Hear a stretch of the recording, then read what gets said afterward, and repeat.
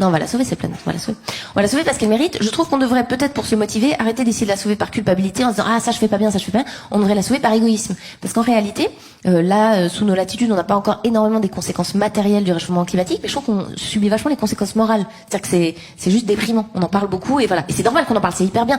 Mais tu vois, je trouve qu'on devrait l'endiguer juste pour arrêter d'avoir des mauvaises nouvelles. Parce que c'est un fait. Depuis qu'on s'est mis à parler de réchauffement climatique dans les médias, la proportion de mauvaises nouvelles a augmenté.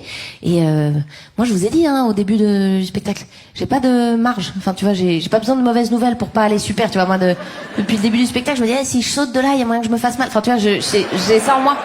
Donc, j'ai pas besoin de nouvelles raisons d'avoir des crève-cœurs, tu vois.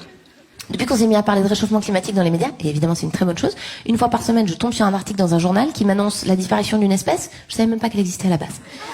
Qu'est-ce que je fais de cette info? Tu vois ce que je veux dire? C'est un crève-cœur, c'est gratuit, ça n'a pas de... C'est comme quand tu vas te faire épiler la moustache chez l'esthéticienne, elle te dit je vous fais aussi les narines et le menton, tu dis je savais pas que c'était un problème, mais maintenant on est baisé, qu'est-ce que tu veux que je te dise?